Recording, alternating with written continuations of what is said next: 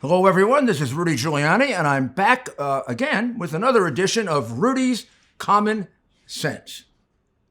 And I must say, this is one I'm looking forward to because it's going to be a combination of literary analysis and where we are today.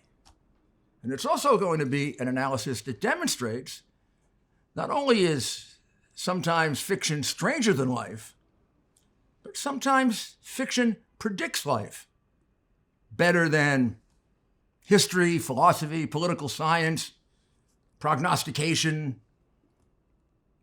commentariat, or just people sitting around their living rooms trying to guess what's going to happen. Recently, over the last several weeks, there have been more than a few discussions and comments, some brief, some in more depth, about the comparison between Orwell's 1984, George Orwell's novel, 1984, which was written, before, about 1984, which was then in the future, and the present, drawing comparisons and distinctions between the two. There have been some rather serious treatments of it on YouTube. YouTube did picked out 5 or 6 quotes from 1984. Good quotes. I mean, strong ones, long ones, in-depth ones that give you the sense of it. And then went out into the street and demonstrated they've already taken place. And Dave Rubin engaged in a discussion of it on the book club in some depth from a number of different angles, mostly finding comparisons with where we are today. There were other discussions of it, shorter in nature, but still basically saying that 1984 and Orwell's dystopian novel seems to have pretty well predicted the 2021 that we're in, or at least where we're headed more than, I guess, where we're in. Now, a dystopian novel, just in case that's not a word that's used very often, means a novel about the future, futuristic, imaginary, but very, very cruel, unjust world that someone is living in. The two that I would regard as the very best written, although there are some others that are very good, would be, of course, George Orwell's 1984, and another one written several decades earlier by Aldous Huxley called Brave New World. They're different, similar and different. They get to a similar result, which is a submissive people under the rule of a state, with the state possessing the control over their rights, their lives, their income, their choices, their children, who in both cases actually don't belong to them any longer. And then there are differences, and we'll go into that. And I think it's interesting to bring Huxley into the discussion with Orwell, because both of them saw different aspects of what we're living through now. And I think it will illustrate to you something that many of us are at pains to show you, which is things have gone very, very far. Further than I think we're capable of really describing to you unless we do comparisons like this. We are well along here in Biden's America. We are well along to the road to socialism. And we have, over the course of the last year and a half in particular, lost a lot of our rights. And when you lose them, you got to get them back right away. They can't remain lost for too long or they become permanently lost.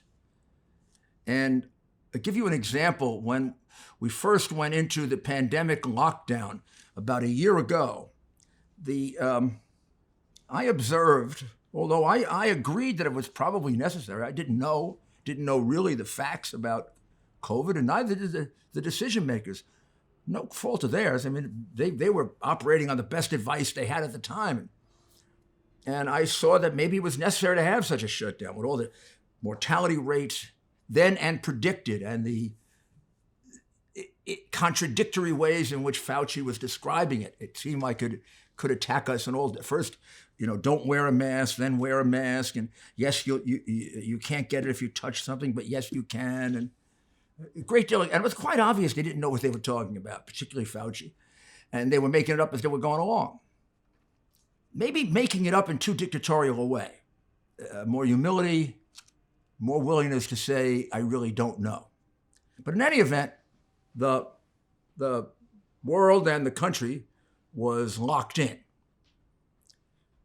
Their rights were taken away. Church services for Holy Week, nobody could go. Services for the high holy days of the Jewish religion, nobody could go. And it seemed to me that people went along with it very, very meekly. And the churches and synagogues went along with it very, very meekly.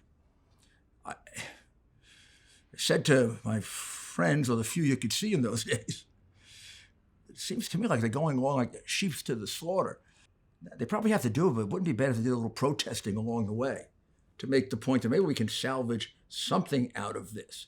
I mean, after all, if they're 20 feet apart and they're wearing masks and they forego communion, or they get it in a way that's completely sanitized, or they forego being too close together at the Passover dinner or at the synagogue.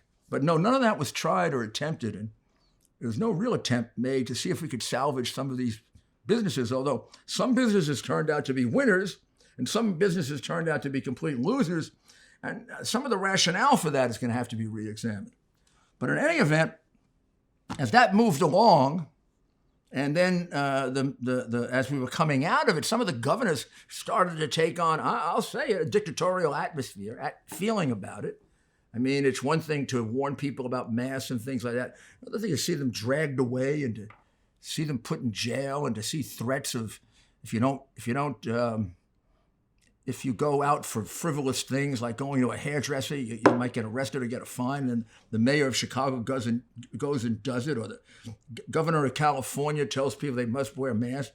There he's sitting there, tremendous crowd of people, very, very rich restaurant, having a social occasion or dinner, watching all these hypocritical events, and then the harshness of the governors in New York and in Pennsylvania and in Michigan and particularly in Illinois, California.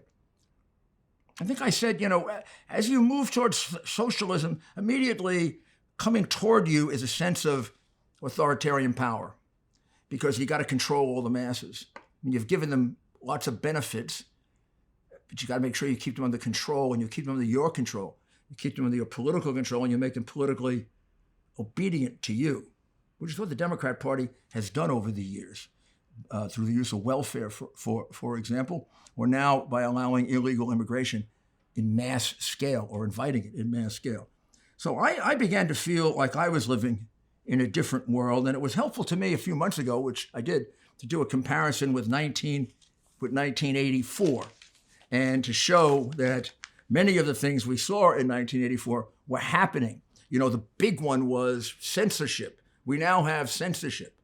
We have censorship not so much by the government, but with a massive, strong group of institutions that are as powerful as the government, and in certain ways more powerful, and are allied very closely with this present government. These are people who elected and donated hundreds of millions of dollars to have this present government in office of Joe Biden's. They're his arm, his extension. They have gone so far as to censor major damaging articles when the hard drive of Hunter Biden came out, which I can assure you contains evidence of at least 30 or 40 major crimes. That American people weren't allowed to see that by virtue of the dictate of big tech, which makes them really an arm of the Democrat Party, an arm of Biden. And the idea that they can operate, and the theory is, they're private. They're working in coordination with the Democratic National Committee, the White House, Joe Biden. That's why the White House Democratic Congress does nothing about them. Their monopoly power is extraordinary. It's beyond anything we've ever seen. Their violations of restraint of trade are criminal. but they're like Biden and Pelosi, and I mean, they're allowed to commit crimes that you or I be in jail for long periods of time. So let's go back now to 1984 and Aldous Huxley's Brave New World, and much of what they wrote and predicted, and many commentators say really it wasn't so much, particularly in the case of Orwell, wasn't so much predicting as warning. Warning what was happening to us and what would happen to us if we didn't become aware of how our rights were being eroded and our personage, our individuality taken away from us and subsumed by Big Brother or the world or the world order, the world authority running Brave New World. Both Orwell and Huxley were, of course, very well educated. Huxley was actually a professor of Orwell's. They were brilliant men. They had a deep understanding of Marxism and its offshoots, Trotskyism, Leninism, Stalinism, Nazism. Very, very close understanding of it. Huxley as a professor and Orwell as a participant, as a soldier in the Spanish Civil War. And they knew and observed the Marxist-Leninist clear plan for how to create a country under their dominion and how to turn it into a communist country. So much of what they're writing is written with those guideposts in mind, the guideposts you have to reach so that you can totally take over the country. And the frightening thing to me is as we go through both of these books, here are these men who had, particularly Orwell, who had a great fear of communism. We've met and exceeded some of those guideposts. We're going on the road to socialism and communism. That isn't political rhetoric. That is if you bother to take the time to read Engels and Marx and Lenin, read the history of Stalin, took a look at Hitler, and now take a look at Mao, not Mao, but Mao's government and his successor, Z, and the ones in between. We take a look at all of that, and we're hitting those guideposts. We're doing the things that prepare you to disintegrate your government, turn over to a new government, and to cede a lot of it to the central government. And the more you cede it to the central government, the more the central government begins to contract into one group, one cohesive group, and then one person. We see that a little more in the States, but we also see that in what Congress is doing, trying to create a one-party country and trying to take away, on the one hand, the powers of the president, and on the other, the powers of the court, and destroy the court. See if they can get it down to two branches of government and one which they feel they can control through politics and maybe through mental incapacity. Orwell and Huxley are, they're a combination of a lot of things. They're fiction writers, philosophers, deep thinkers, and in the case of Orwell, committed anti-communist, and in the case of Huxley, committed against authoritarian government and worried about it. And they're accurate in their predictions and the things they fear happening in moving a democracy in a clear and determined way toward first a form of complete disgust with the government that exists and the way of life that exists, and then the desire for a new one and the embracing of a socialist one that seems purely fair, and where everybody be the same, and then of course the human nature intruding and everybody doesn't become the same, and people have to direct it, people have to run it, and the people who direct it and run it become the more powerful people, and then they become very wealthy, and then they become oligarchs, as we say today, and then one of them becomes the chief oligarch. That's both history, if we ever taught that again to our children, and it's human nature if we ever taught that to our children again. This would be a good time for a short break. I accomplished a lot in 2020, exposing the truth, establishing the relationship with you, working tirelessly for America. And I came to know the work and value of the people at American Hartford Gold. You see, you buy gold not only for what you know, but you buy gold for what you don't know. American Hartford Gold is the company you can trust when it comes to buying gold. They sell physical gold and silver delivered right to your door or inside of your IRA. In the precious metals industry, they are the highest rated firm in our country with an A+ from the Better Business Bureau and thousands of satisfied clients. Give them a call and tell them Rudy sent you. And be sure to ask them what I bought. And if you call them right now, they will give you up to $1,500 of free silver on your first order. Folks, these are uncertain times. The one thing you can count on to protect what you have worked so hard for is physical gold and silver. So don't wait. Call them now. Call 833-GOLD-777. That's 833-GOLD-777. Or text Rudy to 65532. Again, that's 833-GOLD-777. Or text Rudy to 65532. Thank you for returning to Common Sense.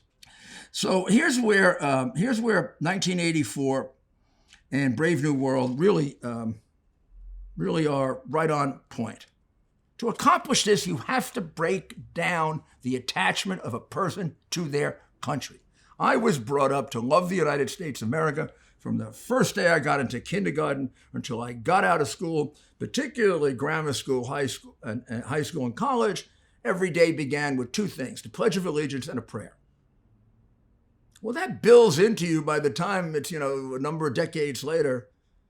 Whatever happens in your life, it's in your soul, it's in your deep memory that you love your country and you love your religion, you love God. They're deep in us. Hard to take it out of us. The only way to do it is to get us to hate our country. That's a communist program to take over a country. It's got to start with breaking the bond that exists between citizen and country. And this is exactly what happens in classic Marxist takeover theory, Saul Alinsky takeover theory, Patrice Cullors takeover theory. Has to be Soros takeover theory, or you wouldn't create this chaos in all of these cities. You wouldn't sit by and just say nothing about the burning of our flag. You only burn the flag of a country you hate or it deserves hatred. You only dishonor the national anthem against the wishes of men who have sacrificed arms and legs for their country under the aegis of that flag and that national anthem, who ask you, please don't dishonor us. You only do that if you want to generate hate for this country or have acquired it yourself. If you believe it deeply in your heart that America is a systemically racist country, that many more Americans are racist than not, as the President of the United States has proclaimed on numerous occasions, his vice president, numerous members of his party, and of course, to uniformly puts them in complete alliance with Black Lives Matter, Antifa, and the other radical groups who also believe that this country is an essentially racist country. If you believe that, then that leads you to hate this country as it is today, or feel the moral obligation to overthrow it as it is today, because it's an evil country. Country that's systemically racist is an evil country. Racism is evil. Biden has said it so often, he either believes it or he wants us to believe that he believes it. And worst of all, he's delivered it up as a playing card leverage to our enemies. You know, you never criticize the family outside the family for a reason. So you can't be leveraged. So you can't be divide and conquer. Oh, these concepts are way beyond Joe. They are. And they're way beyond the Democrat Party because they get into the idea that they can't have quite everything they want. It gets in the way. It's clouded by their greed for money and power. So we've seen years of flag burnings. dishonoring the national anthem, vicious destructions of statues, some of maybe people that are bad people and some that are really great people with some bad flaws, which probably represents all humanity, but Jesus Christ. So I'm not going to mention them all, but we take down the statue of the man who discovered America. Oh gosh, a flawed man, but hundreds of centuries ago, and a man who made a great accomplishment. He was the first one that really put on the map America, Colombia, the New World. Columbus. We go further than that, though. We dishonor the founding father of this country, George Washington, as a slave owner and as a brutal, brutal soldier in the French and Indian War who should have been, dismissed, done away with, or executed then because he was too cruel in the way he treated the French and the Indians. We dishonor and destroy the reputation of Thomas Jefferson. We tear down statues.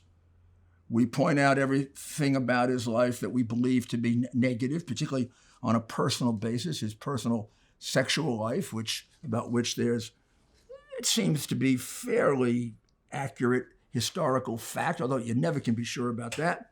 One wonders if that were examined for all heroes, even heroes of our antagonists, if anyone would pass the test that's now applied.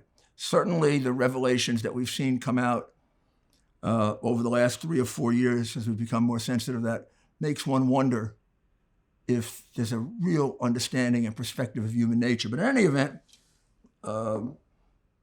Jefferson did have slaves. It is believed and fairly well proved that Jefferson had illegitimate children with one of the slaves who he was very close to and apparently in love with. Okay, put that on one side. On the other side, Jefferson wrote the Declaration of Independence, which is the basis for liberty throughout the world. It's a brilliant document without which many nations say they might never become free or much longer. He was the architect of many of the brilliant ideas that underline, along with Madison and Hamilton and of course Benjamin Franklin and John Jay, although he was in France at the time, they were negotiating. Many of his letters to Madison are at the core of the Constitution that we put together. He was our first Secretary of State and guided us through a perilous time when a war with England could have happened again. And with his friendship with France, was able to help that get allayed. He was involved in the first really contentious presidential election with Aaron Burr. And then, of course, when he became president, there was a fear that as a person who didn't believe in a strong central government and believed that rights would only be preserved if they were kept with the states and not taken in by a strong central government, he did some of the more bold things any American president has done. The Louisiana Purchase, backing down pirates. He actually was an activist, strong president and a great man.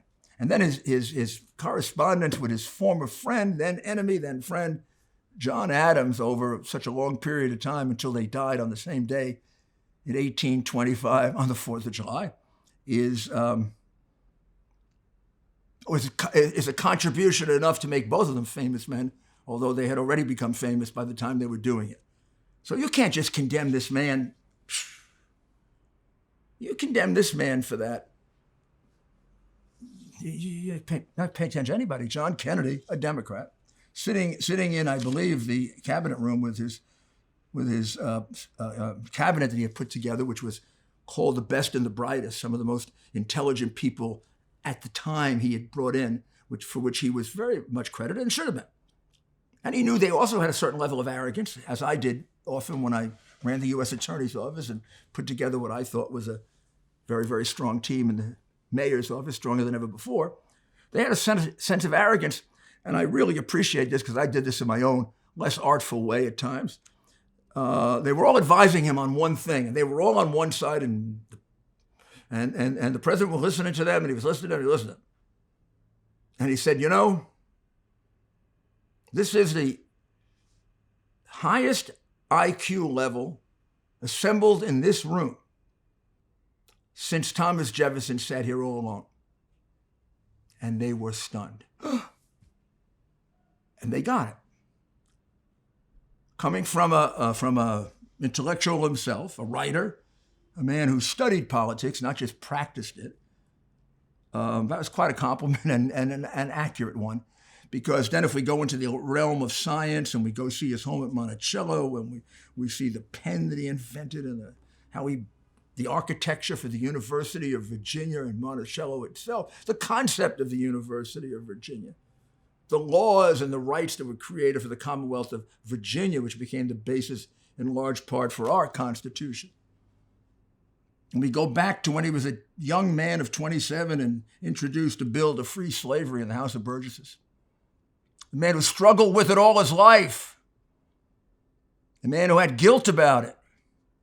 That alone distinguished him from the people of his day. Didn't know the answer. He didn't know the answer. He didn't know the answer if people were ready, how it would happen. Would they be taken advantage of? Then we get to Lincoln. Lincoln's gone. Lincoln was too demeaning. Lincoln was actually a racist because he expressed doubts about whether the African-American or black slaves were ready for immediate emancipation and immediate freedom. That maybe a phasing in period or some kind of program would be necessary to give them the skills from which have been robbed from them for being in slavery for so long. But on the other hand, he made the decision to fight the war to keep the Union together when a lesser man might have made peace. He fought the war, and through tremendous losses and defeats and incompetent generals, he maintained the firm desire to win, and he knew that he had to win it in order to make this country free, and if we were going through this is the time to do it, no more delay. And he signed the Emancipation Proclamation, risking that he could have lost the war doing it because there were northern states, some of which were not comfortable with that, and there were border states he could have lost or turned. This man put everything at stake to free the black man and woman. And although it's many years ago and it should never have happened, a lot of white men shed their blood to save black men, along with black men who participated very bravely. In that war, we lost more Americans than any other war because we lost them on both sides.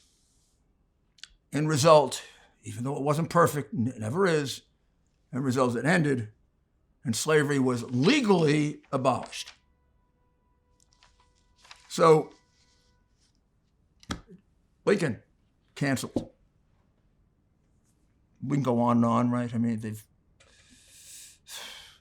United States grant, and of course all the Confederate people, and where you might want to preserve them to understand history. So how does that fit into 1984 and Huxley? I'll read you a quote that YouTube used in its very fine documentary on this that might say to yourself, are we talking about today? This is about 1984 at Oceania, which is the country in which, the fictional country that was under the control of Big Brother. Every record has been destroyed or falsified. Every book rewritten. Every picture has been repainted. Every statue and street building has been renamed.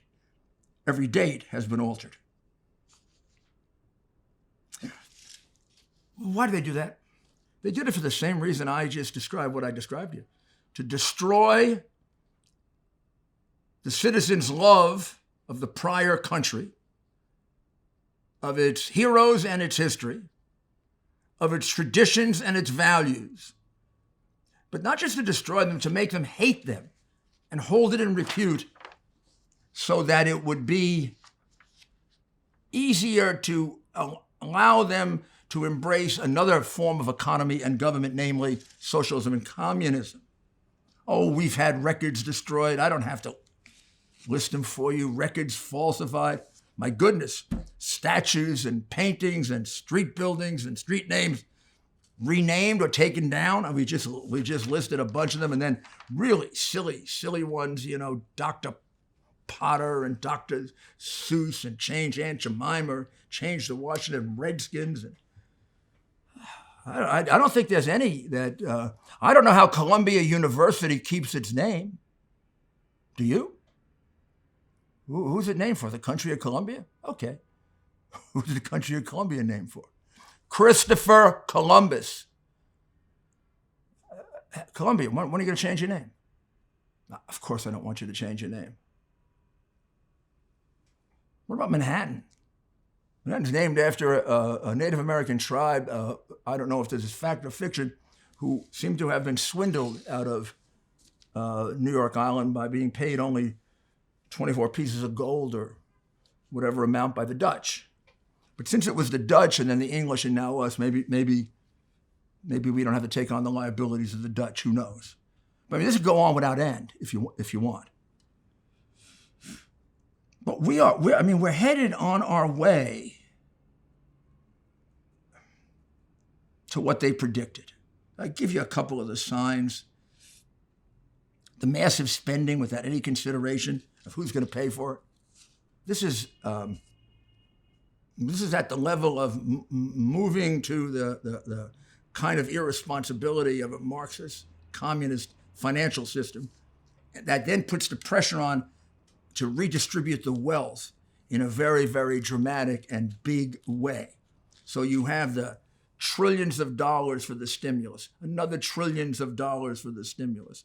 You have trillions of dollars for infrastructure spending. And when you examine it, it isn't about any of that. It's about half paying off Democrat unions, donors, constituents, and setting up programs where they're going to make money.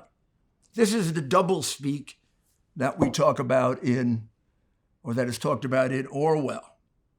It's when you say the opposite of what you know to be true, because it's a form of keeping the subordinate class subordinate. The Biden tax increase will be the highest tax in history of the country.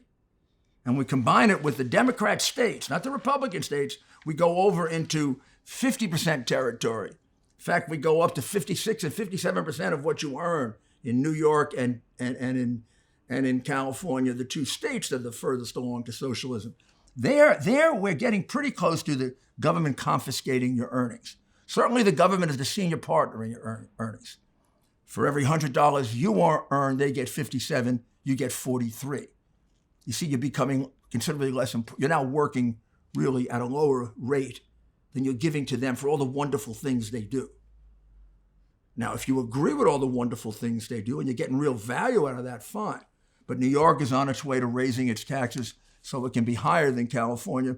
And California is already higher than New York. And there are about 10 other states that would have you you are a junior partner in your wages. You take home less to your family than the government takes out of your pocket. That, to me, is a big step forward on the way to socialism, and it has to be fought, and it has to be pointed out as a way forward to socialism. You can see it maybe best if you illustrate what goes on in states controlled by Democrat governors who give signs of somewhat of a dictatorial complex about mass, about gatherings.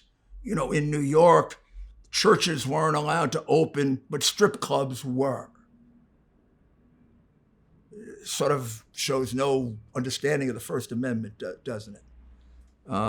Everybody had to wear masks, but Black Lives Matter, when they rioted and protested and were spitting at each other and everybody else with no mask on. Everybody has to wear masks, but the people who were coming in illegally at the border in the hundreds of thousands and ending up in American cities also not tested, and very hard to get them to wear masks.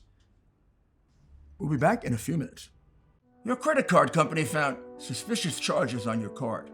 That's simple identity theft. It's annoying, but they cover it. The type of fraud you really need to worry about is home title theft, a devastating crime that takes you off your home's title. And you're not covered by insurance or most identity theft programs. That's why you need Home Title Lock. Here's how easy it is for cybercriminals to get you. The title documents to our homes are kept online. The thief forges your signature on a quitclaim deed stating you just sold your home, and he's the new owner. Then he borrows money using your home's equity and leaves you in debt. You won't know until late payment or eviction notices arrive. The instant Home Title Lock detects someone tampering with your home's title, they help shut it down. Let's get you protected. Go to HometitleLock.com and register your address to see if you're already a victim. And enter Rudy for 30 free days of protection. That's promo code Rudy at HometitleLock.com. And now let's get back to our analysis. So this can be illustrated best if we look at a combination of what happens where you have an administration in Washington headed towards socialism, an administration in New York headed towards socialism, and then the difference, an administration in Washington headed that way, but an administration in Florida headed in the direction and wanting to be firmly rooted in free enterprise. So in Cuomo's New York, Cuomo just put together a budget of $212 billion for 19.5 million people, and it's 19.5 million people and declining, by the way. Governor DeSantis put together a budget for the same year for the state of Florida for $97 billion. That's more than half lower than New York's budget. Oh, but they must have less people.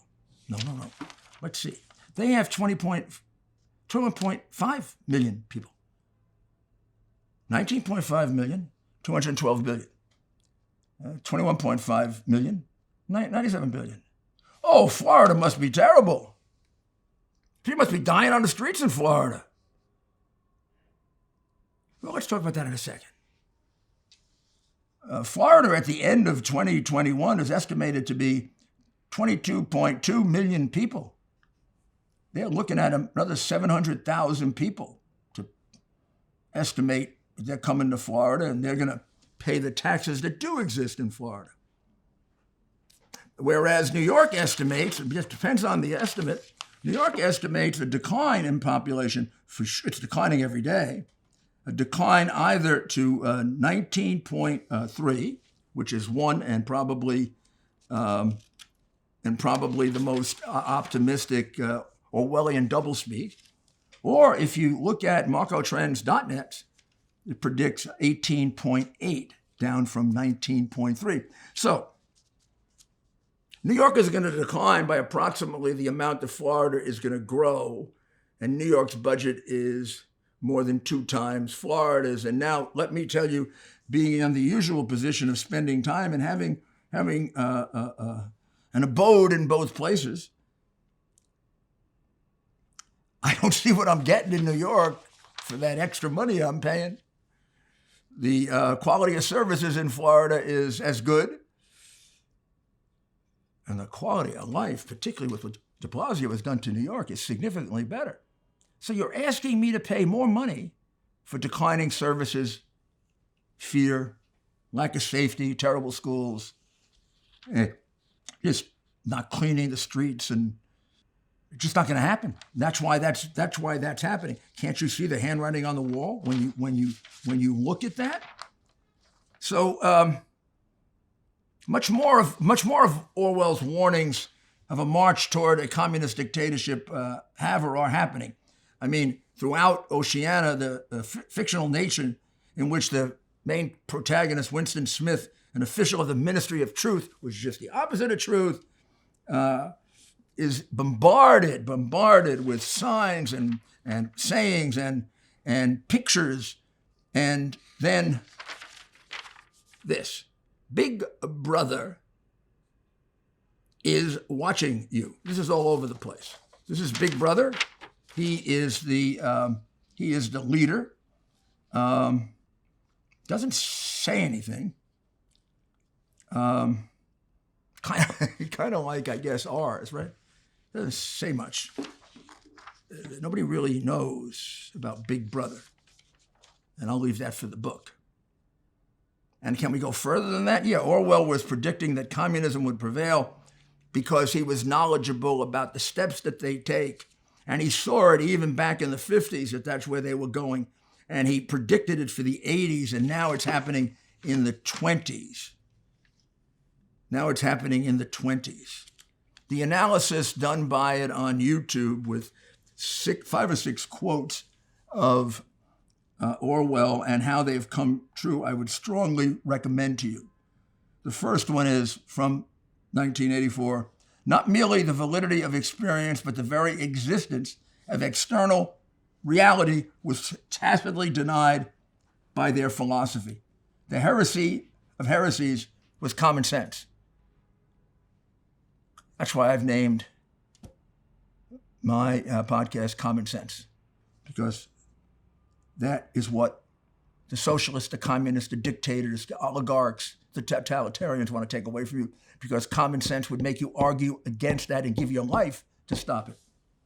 Aldous Huxley's Brave New World, written earlier than 1984, it was written 1931, is a dystopian novel which warns us of a future of an all-encompassing world government, kind of like Soros's dream, which doesn't rely on unpersoning, which is similar to canceling that they do in 1984. It doesn't rely on Big Brother watching you all the time. It doesn't rely on fear, mostly, although it does have the same extensive invasion of privacy through technological surveillance, which is here. But their society is managed by actually breeding your citizens outside the womb. And you create them as twins, and they're in 4 or 5 different categories, from those who are bred to be alphas who will run society to those who are bred to just do menial tasks. And they are bred and conditioned to enjoy it, to be happy in being oppressed, in being directed, in being controlled, in being told that you have to stay in when you don't have to stay in being told that you have to wear masks after you've been vaccinated, by being told that things that are totally contrary to science and logic and common sense, because the power that wants to take all power wants to assert that over you and show that it can do it. The pandemic and the need to defeat Donald Trump at any cost, because he was the big interruption to all of this, has accelerated this, I think, much faster than it was going to happen. But it is happening, and it's happening well in time for the announcement of Xi Jinping, the chairman of the Chinese Party of the Chinese Communist Party, in time for his bold prediction that he's going to be controlling the world, not the United States, by 2048. And when you put this all together, and if you'd like, take a look at an article in the very excellent Epic Times about Mao and how this very much fits into Mao's plan, and these things seem to be coming together really well with an administration that either doesn't know what it's doing or has people that are sympathetic to this socialist communist cause. You know, throughout the years, we've had a minority in our government that is sympathetic to socialism and communism as a better form of government, and also one that gets rid of God. And many of these people have a real antipathy to God, as God can only be embraced by ignorant people. That was Marx's idea, that it was part of the opiate of the proletariat, meaning it was a way in which they fooled us into being subjected to the capitalists. There is a drug in Brave New World called Soma, right, that is used to accomplish some of that. So I really believe that if I don't have the time, nor would it be, I don't think, that much fun if I went through the whole thing with you. But I really think you should read the two books, whether you've read them, in high school or college, or never read them or read them 2 weeks ago. I really think you should sit down with them now and go through them. Kind of make a list for yourself of the parallels you see. And here's what would be most interesting. Let's make a list and alert the new ones that are going to come along that we didn't get to see. I mean, the pandemic put this on fast track and made it clearer where we're going. Maybe before the pandemic, I might have still retained a few doubts. I've got none now. That's where they're going. I'll leave you with the thought that if our parents and grandparents fought the horrors of Nazism and fascism all through that period of Nazism and fascism, both before and after, just the communists in China alone have killed scores of people more than the Nazis. No country has killed more of its own people than China. They've been slaughtered, and we'll never be able to count them. The young girls that were killed because they didn't want to have girl babies. The 3 million Uyghurs that are in concentration camps. We know Stalin. Stalin was perfectly comfortable being Hitler's ally. It was Hitler who threw him out because he was as vicious and as prolific a killer. May very well have killed more than Hitler. Most people think he did. So this is a very, very determined movement. It looks long-term, and for the first time in a long time, it's got a lot of optimism because it's got an administration in Washington that doesn't see it or analyzes it in a way where it sees benefits for the United States, as happens because the Chinese have really done a better job of infiltrating us than the Russians ever did. So we'll be following this in much greater depth, but I just hope that maybe your own reading of fiction might help open your mind to what the censorship in this country is trying to keep from you. Because the censorship is intense and about as effective as in a totalitarian government. Yes, it comes from private enterprise, but the end result is the same. You are deprived of the information you need, and you're only given the information they want to give you. Well, thank you very much, and we'll be back in a few days with another provocative episode of Rudy's Common Sense.